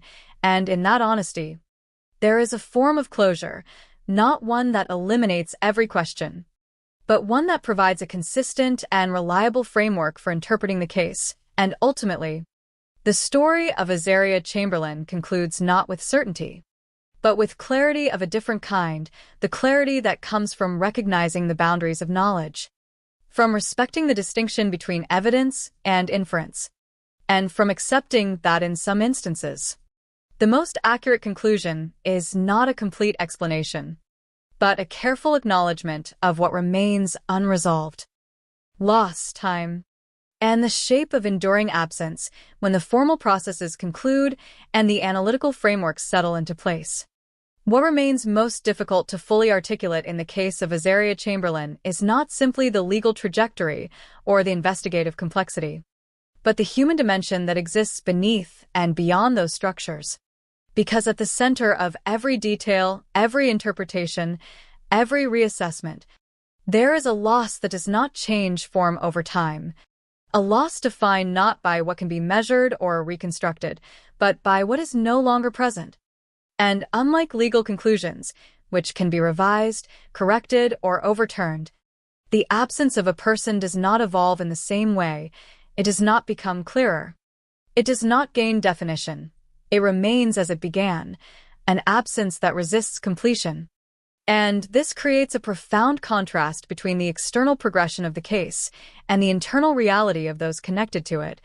Because while the system moves through stages, investigation, accusation, judgment, correction, the underlying loss remains constant, unaffected by the shifts in narrative that occur around it. And in this sense, time does not function as a mechanism of resolution, but as a process of accumulation, where the awareness of absence continues to exist alongside the passage of years, neither diminishing nor transforming into something more easily understood. And this persistence introduces a different kind of complexity, one that is not defined by evidence or interpretation, but by the ongoing presence of what cannot be restored. And it is within this context that the broader developments of the case must be viewed, because the wrongful conviction of Lindy Chamberlain and the eventual correction of that conviction, while critically important in terms of justice and accuracy, exist alongside a reality that is not altered by those outcomes. The reality that the original disappearance remains unresolved in its most fundamental sense. And this duality between correction and irreversibility shapes the way the case is ultimately understood, because it highlights the distinction between what systems can address and what they cannot, between errors that can be acknowledged and amended, and losses that cannot be undone. And in recognizing this distinction, the case takes on a deeper significance, not only as an example of how conclusions can be formed and reformed, but as a reflection of the limits of those processes when confronted with events that do not leave behind complete records, complete explanations, or complete resolutions. And this recognition does not diminish the importance of the investigative or legal work that has been carried out, but it does place it within a broader human context, one where the objective pursuit of truth intersects with the subjective experience of absence, and where the outcomes of that pursuit, while meaningful, do not encompass the entirety of what the case represents.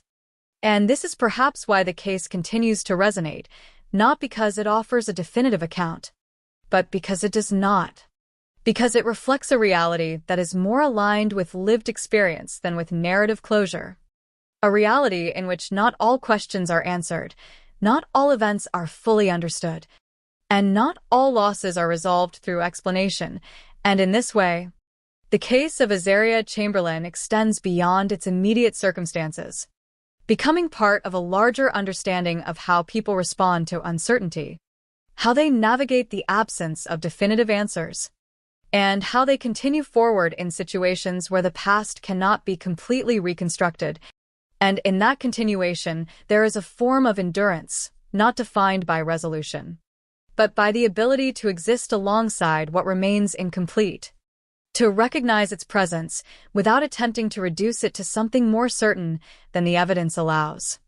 And ultimately, this dimension of the case serves as a reminder that while systems can correct themselves, while narratives can be revised, and while understanding can evolve, there are aspects of human experience that remain constant, that exist beyond the reach of analysis and beyond the capacity for full explanation. And it is in acknowledging these aspects, in allowing them to remain as they are rather than forcing them into premature clarity, that the case reaches its most honest and enduring form. Truth, uncertainty, and the responsibility to remember in the final reckoning of the case involving Azaria Chamberlain.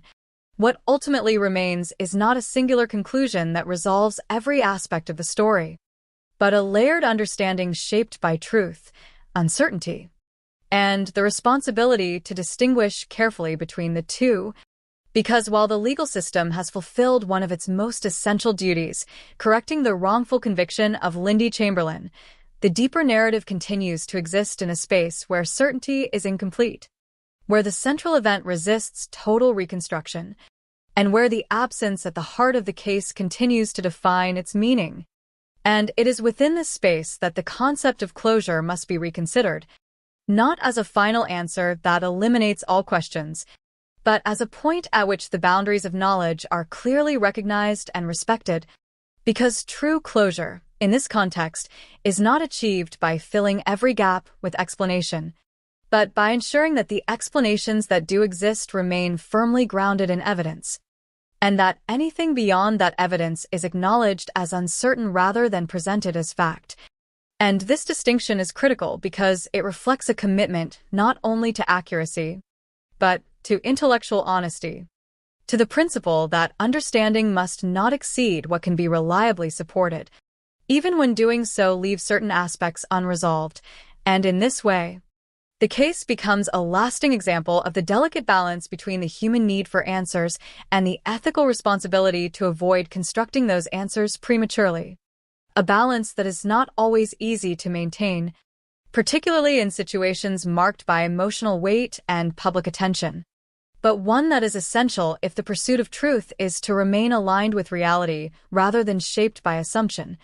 And as the case demonstrates, the consequences of losing that balance can be profound, leading to conclusions that, while seemingly coherent at the time, later require reassessment and correction, and yet the capacity for that correction, the willingness to revisit and revise earlier judgments, also forms part of the case's enduring significance, because it shows that while systems are not immune to error, they are capable of growth, capable of learning from past limitations and applying those lessons to future situations.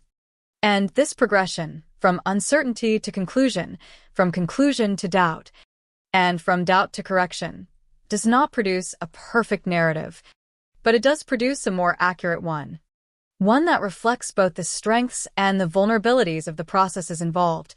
And in doing so, it reinforces a broader understanding that truth is not always immediate, not always complete, and not always easily accessible, but that the effort to approach it carefully, to refine it over time, and to remain open to revision when necessary is what ultimately gives that effort its value. And beyond the procedural and analytical aspects, there remains a deeper, quieter responsibility. The responsibility to remember the case not only for its outcomes, but for its implications.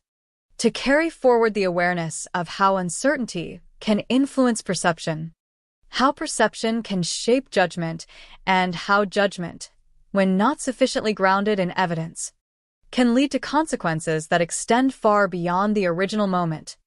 And in fulfilling that responsibility, the case of Azaria Chamberlain continues to serve as a guide, not toward definitive answers, but toward a more careful and conscientious approach to questions that may never be fully resolved, reminding us that in the presence of uncertainty, the most important task is not to eliminate it at any cost, but to understand it, to respect it, and to ensure that the conclusions we draw remain proportionate to what can truly be known.